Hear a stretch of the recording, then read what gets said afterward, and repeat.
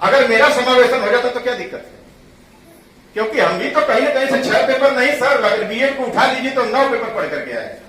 लेकिन पटल यहां यह है कि हम आपसे केवल एक सहयोग चाहते हैं कि हमारे ड्यूटी को तो आप जानते हैं, हमारे दर्द को आप नहीं जान पाते हैं। कौन सी परिस्थितियां हमारी है, किस विषमता दशा में होते हुए हमें उस कार्य को अंजाम देना पड़ता है, ये हम न यहां से बता सकते हैं, आप केवल कल्पना कर सकते हैं। कई विषम परिस्थितियां ऐसी हैं जिसको हम बयां ही नहीं कर सकते, मंच पर से क्या व्यक्तिगत भी नहीं बयां करेंगे। तो ऐसी स्थिति में अगला स्लाइड बढ़ाइए। पहला एक यक्ष प्रश्न है हमारे आपके सबके सामने। हमारे पास 4 न्याय पंचायत है। 4 न्याय पंचायत में बहुत सारी ग्राम सभाएं हैं, बहुत सारी ग्राम सभाओं में बहुत सारे मजले हैं। ये कल्पना कर लेना कि मैं व्यक्तिगत रूप से सबको एकदम सही डोर टू डोर कर पाऊंगा। आपसे क्या आशीर्वाद चाहिए?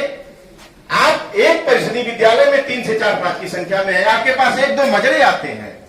आप अगर सही बच्चों को लेके आ जाएंगे तो मुझे विद्यालय पर ही वो बच्चा मिल जाएगा, और विद्यालय से ही हम उसको उठाएंगे। हमको हर मजले गली नहीं जाना पड़ेगा, क्योंकि हमारी मैन पावर की जो कैपेबिलिटी है वो कम है। हम 3 ही तो हैं, 3 ही है, और हमें 20 दिन फील्ड में रहना है। आप लेटर आपके पास भी जाता है, ऐसा नहीं केवल हमें को मिलता है। 20 दिन हमें फील्ड में रहना है, 4 दिन हमें बीआरसी पे रहना है। उसके बाद 1 दिन, 4 दिन बीआरसी पे कैसे रहेंगे अगर 1 दिन जिले में भी आना है? तो ऐसे स्थिति में मैं सादर निवेदन करूंगा कि जो भी दिव्यांग बच्चा आपको प्राप्त हो जाता है, चाहे हमारे शिक्षा मित्र साथी से, अनुदेशक साथी से, सहायक अध्यापक से, प्रधानाध्यापक से, नोडल शिक्षक से, आप केवल जोड़ने का प्रयास करिए। फिर हमारा शिक्षक वहां निश्चित 110% 2 से 3 कार्य दिवसों में पहुंच करके आप इतना तो कंफर्म है कि कोई दिक्कत इसको है, आप रेफर करेंगे मेरे पास, मैं सर्टिफाई करूंगा कि हाँ इसके में इंटेलेक्चुअल डिसेबिलिटी है, हियरिंग इंपेयरमेंट है, मस्कुलर डिस्ट्राफी है, सिकल सेल डिजीज है, विजुअल इंपेयरमेंट है, लो विजन है, स्लो लर्नर है, लिप्रोसी क्योर्ड है। 21 टाइप्स ऑफ डिसेबिलिटी में से कौन सी डिसेबिलिटी उसके में है, हम उसके लिए कौन सा प्लान कर सकते हैं, एजुकेशन किस दिशा में काम करता है। पहला काम सर्वे है, जिसमें फैमिली, कम्युनिटी, और तीसरी चीज है जो हमारे इंस्टीट्यूशंस हैं। माता पिता से मिलना आवश्यक है। पड़ोस से पूछ करके जब हम घर पे पूछते हैं तो वही उत्तर मिलता है जो मैंने आपको बताया था। कौन बतौला सर? अब उसके बाद हम लोग खुद भी निर्जवाब हो जाते हैं, नहीं कोई नहीं बताया है, कोई बताया नहीं, तो पता चला हम लौट के आएंगे, उधर पड़ोसियों में मारपीट 323, 504, 506 भी हो जाएगा। तो ऐसी स्थिति में परिवार से जुड़ना, तुरंत पश्चात हमको समुदाय से जुड़ना पड़ता है, हमको आसपास के लोगों से जानकारी प्राप्त करनी पड़ती है। डायरेक्ट परिवार का 2% लोग बता देते हैं कि हमारा बच्चा दिव्यांग है। हम तो अगल बगल पूछते हैं, किसी से कि पता चलता है तो उसके घर जाते हैं, विद्यालय पे जाते हैं। विद्यालय का teaching staff, non teaching staff, यहां तक कि आंगनबाड़ी, ये सबको अभी प्रशिक्षण हुआ था। अभी विगत शैक्षिक सत्र में आंगनबाड़ी तक का प्रशिक्षण दिया गया है कि उसको आइडेंटिफाई कर लिया जाए। अगला ये आइडेंटिफिकेशन का कार्य। दूसरा कार्य होता है हमारा इनरोलमेंट का, नामांकन का। तो मैं करबद्ध देखिए हाथ जोड़ा हूं, क्षमा इसलिए मांगता हूं क्योंकि कुछ कहूंगा तो आप अन्यथा मत लीजिएगा। इसका उस स्कूल में एडमिशन कराइए, ये मेरे सर्वे में नहीं आता है, ये पैर से विकलांग आ जाएगा, सारे बच्चे परेशान हो जाएंगे, अरे हम ही मिले हैं, कोई और नहीं मिल सकता है, उसका ले जाइए प्राइवेट में करा दीजिए। ये प्रश्न के उत्तर हैं जो जेन्युइन मिलते हैं। अब मजबूरी हमारी है कि हम कर क्या सकते हैं, अपना मानदेय और अपने परिवार को चलाने के लिए निवेदन करके, हाथ जोड़ पैर जोड़ करके किसी तरह से आपका नामांकन कराते हैं, और पूरे वर्ष तक इस एहसान से दबे रहते हैं कि आपका अजय तो मैंने कर दिया, आपका अजय तो मैंने ऐसा नामांकन कर दिया। ये स्थिति रहती है पूरे वर्ष में। मैं सच्चाई बता रहा हूं और सभी लोगों को इसकी जानकारी है, ऐसा नहीं कि नहीं है। मैं शब्द के माध्यम से कह रहा हूं, आपके हृदय में वो चीजें हैं।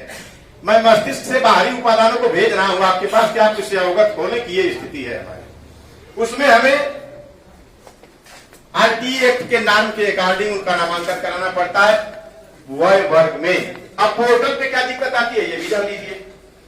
9 वर्ष का बच्चा है, दिव्यांग है, उसको तो गया ही नहीं कहीं एडमिशन कराने। 9 वर्ष का बच्चा है तो एक मिलेगा ही नहीं, पोर्टल नहीं लेने के लिए तैयार है कि नहीं लेके ले जाओ। हेडमास्टर साहब की तो बात ही छोड़ दीजिए, वो तो वैसे बात की है, पोर्टल नहीं लेगा, पोर्टल उसका जब लेगा कक्षा 3 मिलेगा, कक्षा 3 मिलेगा तो लर्निंग आउटकम का हम करेंगे क्या? क्योंकि अभी तो वो गोला पाई भी बनाने की स्थिति में ही नहीं है, बनाना तो हम तो आ जाएगा, इसके बाद तो सिखाना शुरू करेंगे। तो इस प्रकार के कई ऐसे बैरियर है जिनका सामना करना पड़ता है, और रास्ता केवल यही है कि सामूहिक मिला जुला प्रयास, जो जिसको जहां तक बेहतर तरीके से पहचाना जा सके वहां तक प्रयास जारी रहे, तभी कुछ किया जा सकता है। स्पेशल एजुकेटर, फिजियोथेरेपिस्ट की जो नोडल टीचर के साथ समन्वय बनाना पड़ता है। इसके बाद role of special educator, normal student के साथ भी समन्वय बनाना पड़ता है। प्रेयर में बच्चों को बुला करके कहना पड़ता है कि ये गूंगा बच्चा है, ध्यान रखना, इसके साथ अपने भाईचारे के साथ व्यवहार करना, नहीं तो पता चलेगा उसको सब दूर हटाओ दूर हटाओ दूर हटाओ, ये सुनता नहीं है, ये बोलता नहीं है। तो ये इस जो गुड फेथ तैयार करना पड़ता है, जो एक माहौल तैयार करना पड़ता है, ये स्पेशल एजुकेटर की भूमिका में आता है। नीचे आगे है जो हमारे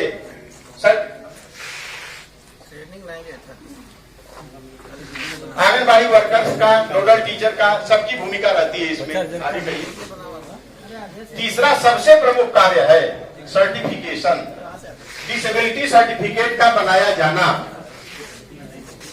व्यवहारिक कई अड़चने हैं, इस पटल के लायक नहीं है, लेकिन डिसेबिलिटी सर्टिफिकेट अगर नहीं है तो 100% दिव्यांग है, हम किसी भी योजना का लाभ दे ही नहीं सकते। अगर उसके पास सर्टिफिकेट नहीं है तो हम काम की मशीन नहीं दे पाएंगे, ट्राईसाइकिल नहीं दे पाएंगे, व्हील चेयर नहीं दे पाएंगे, बैसाखी नहीं दे पाएंगे, ब्रेल की किट नहीं दे पाएंगे, लो विजन की किट नहीं दे पाएंगे।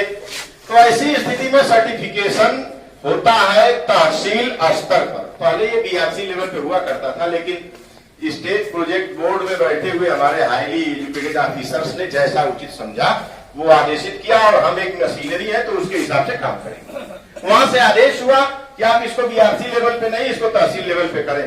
तहसील लेवल पे दिव्यांग बच्चों का दिव्यांगता प्रमाण पत्र बनता है। अभी इस वर्ष संजोग अच्छा हो गया है कि हमारे हॉस्पिटल में IENT के डॉक्टर आ गए हैं, नहीं तो विगत कई वर्षों से नहीं थे, तो मूक बधिर बच्चों को भी गायखाना में भेजना पड़ता था। और जिला बेसिक शिक्षा अधिकारी महोदय की अति क्रियाशीलता ने और अति संवेदनशीलता ने एक पत्र दिया, जिसके माध्यम से गोरखपुर से हम CRC की टीम ला पाए और ले आकर के 100 से ज्यादा मानसिक दिव्यांग बच्चों, इंटेलेक्चुअल डिसेबल बच्चों का सर्टिफिकेशन अभी 23 तारीख को सदर BRC गंगापुर किशनपुर से हुआ। तो यह सर्टिफिकेशन का कार्य होता है, जिसमें गार्जियन को बार बार कहना पड़ता है प्रमाण पत्र बनेगा, अरे वो बनी तो कहां मिलने लगी। केवल मिलने गार्जियन का 90% ये होता है क्या मिलने लगेगा। 7 वर्ष का बच्चा नहीं, वह पेंशन कितनी मिलेगी, जबकि 18 के नीचे कोई पेंशन नहीं है, वेलफेयर स्कीम में कहीं कोई पेंशन की बात नहीं है। और वो भी डिपार्टमेंट हमारे पास नहीं है, वो डिपार्टमेंट दूसरे के पास है, वो उनको अपना चलाना है, कैसे करते हैं कैसे नहीं। लेकिन बच्चे का सर्टिफिकेशन आवश्यक है। बच्चा दिव्यांग है, आधार कार्ड में दिक्कतें आ रही है। आधार कार्ड, दिव्यांग बच्चे के आधार कार्ड के लिए वो जनरल जो टीचिंग करके जो ट्रेनिंग करके पहुंचे वो सभी लोग नहीं बना पाते हैं। उसमें एक स्पेसिफिक ट्रेनिंग होती है, जो ट्रेनिंग किया होता है वही बना भी पाता है। इस समय जो इंडिया में है वही बना पाते हैं, शेष अन्य जगह के लोग नहीं बना पाते हैं, जिसके पास हाथ नहीं है और आंख नहीं। तो मैंने कुछ कई समस्याएं ऐसी हैं। भावरपुर के बच्चे को भी तो हमको जखनिया भेजना पड़ेगा ना आधार कार्ड के लिए, दूसरा कोई रास्ता हमारे सामने नहीं है।